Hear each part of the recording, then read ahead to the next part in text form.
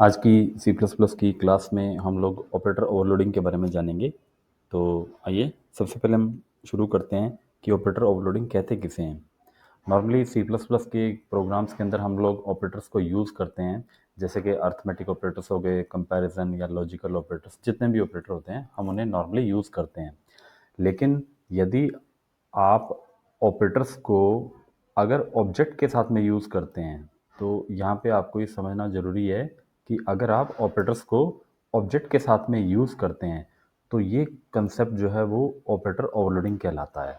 यानी C plus plus में normally हम लोग जानते हैं कि ऑब्जेक्ट का यूज मेथड को कॉल करने में किया जाता है, लेकिन अगर कभी आपको ऑब्जेक्ट के ऊपर किसी तरह की कोई प्रोसेसिंग करनी हो, तो वो ऑपरेटर ओवरलोडिंग के थ्रू की जा सकती है। यानी अगर ऑब्जेक्ट और ऑपरेटर दोनों को हम एक साथ यूज़ कर लें, तो ये कंसेप्ट ऑपरेटर ओवरलोडिंग कहलाता है। आप ये भी कह सकते हैं कि एक तरह से आप इसमें पॉलीमॉर्फिज्म को लेकर आ रहे हैं, क्योंकि ओवरलोडिंग जो है वो पॉलीमॉर्फिज्म से अटैच्ड है। यानी पॉलीमॉर्फिज्म का मतलब होता है मैनी फॉर्म्स। ये हम पिछली क्लास में भी पढ़ चुके हैं, जिसमें आप ऑपरेटर्स को ओवरलोड करके अपना पर्पस सॉल्व कर सकते हैं। यानी यूजर डिफाइंड जो टास्क है वो इम्प्लीमेंट हो सकता है।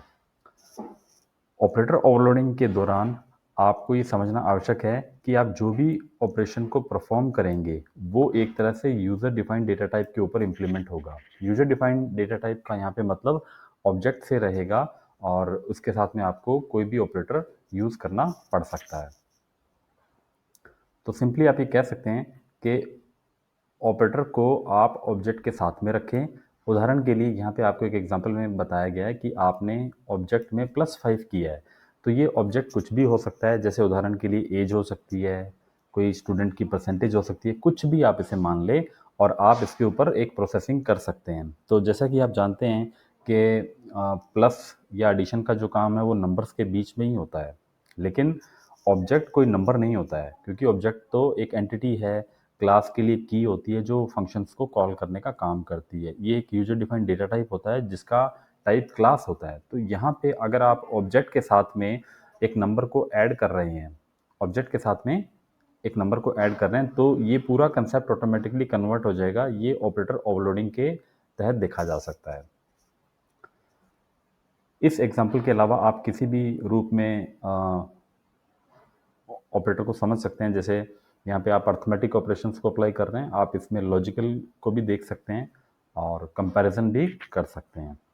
इसी तरह से आप एक एग्जांपल और भी देख सकते हैं कि प्लस ऑपरेटर को आप ओवरलोड करते हैं, यानी प्लस अपना नेचुरल वर्क तो करेगा ही करेगा। तो प्लस का, माइनस का, मल्टीप्लाई, इनका नेचुरल वर्क है नंबर्स को ऐड करना, सब्ट्रैक्ट करना। ये नंबर नंबर के साथ में ही डील करते हैं। लेकिन अगर आपने इनको ऑब्जेक्ट के साथ में यूज़ कर लिया, तो ये भी काम करेंगे, यानी ये ओवरलोड हो जाएंगे, यानी अपना बेसिक टास्क भी करेंगे और एडिशनल ड्यूटी जो इनको दी गई है ऑब्जेक्ट के साथ में परफॉर्म करने की, वो भी ये कर सकते हैं। तो आप ये कह सकते हैं कि जितने भी डेटा टाइप्स हैं उनके ऊपर ये परफॉर्म करेंगे, ये बिहेव करेंगे। तो आप चाहें तो इंटीजर के रूप में भी देख सकते हैं और आप चाहें तो स्ट्रिंग के रूप में भी देख सकते हैं, जहाँ पे आप दो नेम्स को भी ऐड करके चेक कर सकते हैं कि ऑपरेटर ओवरलोडिंग इस तरह से काम करती है।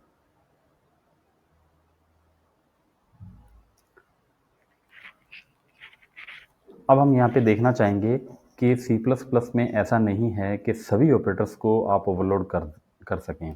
यानी there are few operators which can not be overload. यानी सी प्लस प्लस में आप इन ऑपरेटर्स को कभी भी ओवरलोड नहीं कर सकते। इनमें सबसे पहला नंबर आएगा स्कोप रेजोल्यूशन ऑपरेटर का, जिसको आप इस तरह से लिखते हैं, यानी क्लास के एक्सेसिंग के बारे में होता है। दूसरा ऑपरेटर नॉर्मली हम यूज़ करते हैं साइज ऑफ।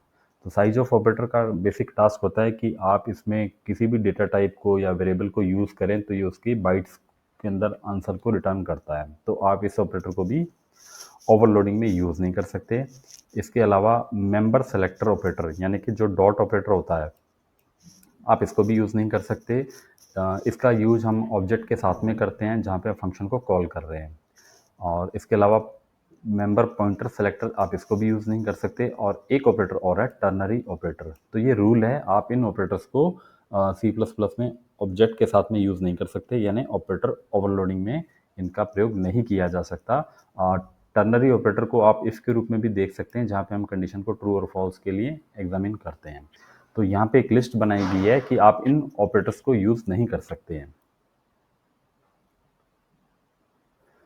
नेक्स्ट हम देखना चाहेंगे कि जब आप ऑपरेटर ओवरलोड को यूज़ करते हैं तो उसका बेसिक सिंटेक्स क्या रहेगा। तो सबसे पहले आप यहाँ समझ लें कि किसी भी ऑपरेटर को ओवरलोड करने के लिए आपको जो कमांड यूज़ करनी होगी दैट विल बी ऑपरेटर, यानी ऑपरेटर ओवरलोडिंग में कमांड को ऑपरेटर के रूप में देखा जाता है। उसके बाद ऑपरेटर लिखने के बाद आपको एक सिंबल बताना होगा जिस सिंबल को आप ओवरलोड करना चाह रहे हैं, जैसे कि greater than, less than, plus, multiply, और इसके आर्ग्यूमेंट को भी आपको यूज़ करना होगा। और अंदर का टास्क आप किसी भी तरह से देख सकते हैं जो आप यहाँ पे बनाना चाहें, और फाइनली जो रिजल्ट होगा उसको रिटर्न टाइप के रूप में आप देख सकते हैं। ऑपरेटर ओवरलोडिंग को इम्प्लीमेंट करने के बारे में कुछ और जानते हैं। तो सबसे पहले हम शुरू करेंगे। ऑपरेटर ओवरलोडिंग को इम्प्लीमेंट करने के लिए आपको फंक्शन की ज़रूरत पड़ती है, ठीक है। ये फंक्शन आपको 3 तरह से यूज़ करने होंगे, यानी ऑपरेटर ओवरलोडिंग को जब भी आप इम्प्लीमेंट करना चाहें तो ये 3 तरीक़ों से, 3 अलग-अलग फंक्शन से पॉसिबल है।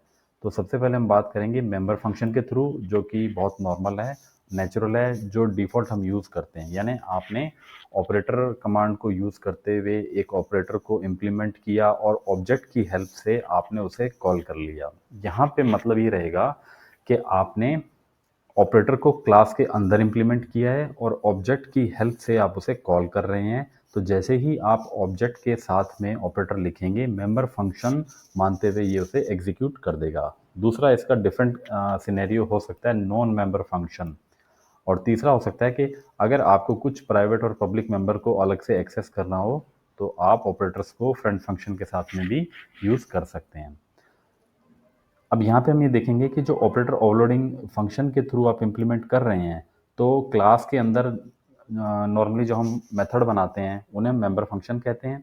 इन्हीं मेंबर फंक्शन के थ्रू आपको ऑपरेटर को ओवरलोड करना है, यानी जो लेफ्ट ऑपरेंड होगा वो ऑब्जेक्ट होगा, जैसा हमने पिछले एग्जाम्पल में देखा था OB is equals to OB plus 5। तो जो लेफ्ट हैंड में होगा that will be an object, यानी वो क्लास का एक ऑब्जेक्ट होना चाहिए, और राइट साइड में उसके आप एक ऑपरेटर और कोई वैल्यू यूज़ कर सकते हैं। लेकिन यदि लेफ्ट ऑपरेंड ऑब्जेक्ट नहीं है तो आप ये कह सकते हैं कि आपने नॉन मेंबर फंक्शन के थ्रू ऑपरेटर ओवरलोडिंग की है। इसी तरह से अगर आपने फ्रेंड फंक्शन के साथ में भी ऑपरेटर ओवरलोडिंग के कंसेप्ट को लगाना है तो उसके लिए आपको ये ध्यान रखना होगा कि आप क्लास के प्राइवेट और प्रोटेक्टेड मेंबर को एक्सेस करना चाह रहे हैं, और ऑपरेटर ओवरलोडिंग का जो कंसेप्ट है वो वही रहेगा जैसे कि हम नॉर्मली यूज़ करते हैं, बस आपको उसके आगे फ्रेंड कीवर्ड को यूज़ करना होगा। फ्रेंड कीवर्ड को यूज़ करने से होगा ये कि जो आपकी क्लास के वेरिएबल हैं वो फ्रेंड माने जाएंगे और उनको एक्सेस करने की परमिशन मिल जाती है।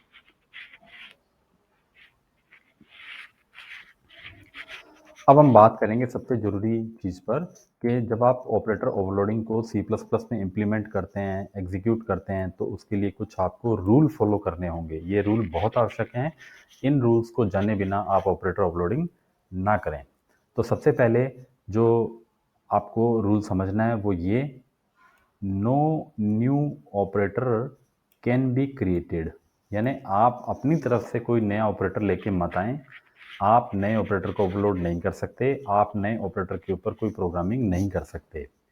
ओनली एग्जिस्टिंग ऑपरेटर, यानी जिन ऑपरेटर्स को हम पहले से जान चुके हैं, पढ़ चुके हैं, जैसे कि अर्थमेटिक कैटेगरी में प्लस, माइनस, मल्टीप्लाई, डिवाइड इत्यादि ऑपरेटर हैं। कंपैरिजन में greater than, less than, equal, greater than equal इत्यादि ये सब ऑपरेटर्स हैं। यानी जो एग्जिस्टिंग ऑपरेटर्स हैं जिनके बारे में हम जानते हैं, उन्हीं ऑपरेटर्स के ऊपर आप काम कर सकते हैं और उन्हीं को आप ओवरलोड कर सकते हैं। तो नए ऑपरेटर के बारे में यहाँ पे मनाही रहेगी। इसके बाद दूसरा रूल आएगा प्रेसिडेंस का, एसोसिएटिविटी का, यानी आप जानते हैं जैसे बोर्ड मास को हम यूज़ करते हैं, कौन से ऑपरेटर होते हैं जिनको पहले प्रायोरिटी मिलती है, सॉल्व करते हैं। अगर आप एक मल्टी एक्सप्रेशन में चले जाते हैं जहाँ पे प्लस, माइनस, ग्रेटर देन सभी तरह के कॉम्बिनेशन ऑफ ऑपरेटर आपको मिल रहे हैं, तो उनमें कौन सा ऑपरेटर किसके साथ एसोसिएट होगा, उसकी क्या प्रेसिडेंस रहेगी, तो वो जो नियम है उन्हें हम चेंज नहीं कर सकते। तो ये भी रूल जो है वो इनहेरिटेड है कि जो C++ की हायरार्की चली हुई है उसमें हम छेड़छाड़ नहीं कर पाएंगे। इसके अलावा तीसरे रूल के बारे में हम जानना चाहेंगे, नंबर ऑफ ऑपरेंड्स, यानी जिसे आर्बिट्री कहा जाता है कि आप इसे भी चेंज नहीं कर सकते। इसका मतलब अगर आप जानना चाहें तो ये हो सकता है कि जो यूनरी ऑपरेटर होते हैं वो यूनरी ही रहेंगे और जो बाइनरी ऑपरेटर्स हैं उनको आपको बाइनरी ही बना के चलना पड़ेगा। यूनरी ऑपरेटर का मतलब हुआ कि जैसे प्लस प्लस या माइनस माइनस ये ऑपरेटर होते हैं, आप इन्हें प्री इंक्रीमेंट या पोस्ट इंक्रीमेंट इत्यादि के रूप में देखते हैं। तो उनमें आप कोई भी वेरिएबल या वैल्यू साथ में पास नहीं करते। जैसे कि अगर आपने प्लस प्लस लिखना है, मान लीजिए आपने लिखना है ए प्लस प्लस, तो ए प्लस प्लस के साथ में आप कोई नंबर नहीं दे पाएंगे, जैसे कि ए प्लस प्लस 5, तो ये गलत तरीका हो जाएगा। तो यूनरी यानी जो ऑपरेटर सिर्फ एक वेरिएबल पे काम करता है वो एक पे ही काम करेगा, और बाइनरी ऑपरेटर हो गए जो दो या दो से ज़्यादा पे काम करते हैं, तो वो जो लॉजिक है वो यहाँ पे सेम रहेगा, आप उसे भी चेंज नहीं कर सकते। और सबसे इंपॉर्टेंट रूल है कि आप जितने भी ऑपरेटर्स हैं उनको रीडिफाइन नहीं कर सकते। You can not redefine the meaning of a procedure, यानी आपने जो भी एक ऑपरेटर को यूज़ किया तो आप उसका मीनिंग या उसका अर्थ ना बदलें। जैसे उदाहरण के लिए अगर आप समझना चाहें तो प्लस ऑपरेटर को आप मल्टीप्लाई के लिए यूज़ ना करें, क्योंकि ऐसा करने से उसका मीनिंग आप कोडिंग के थ्रू आप ये कर सकते हैं बट लॉजिकली ये गलत हो जाएगा। तो यहाँ कहने का मतलब है कि जो रूल बनाए गए हैं ऑपरेटर ओवरलोडिंग के लिए आप उनका ध्यान रखें।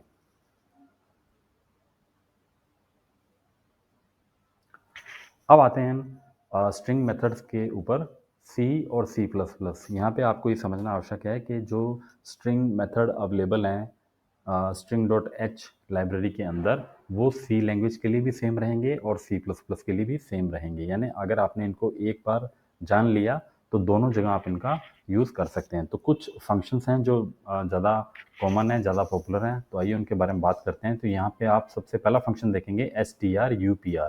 तो इसका मतलब होता है कि आप एक स्ट्रिंग को, एक नेम को अपर केस में कन्वर्ट कर सकते हैं, कैपिटल लेटर में कन्वर्ट कर सकते हैं। बहुत आसान, बहुत इजी कंसेप्ट हैं, बहुत कॉमन है और हम इन्हें कई जगह देख भी चुके हैं।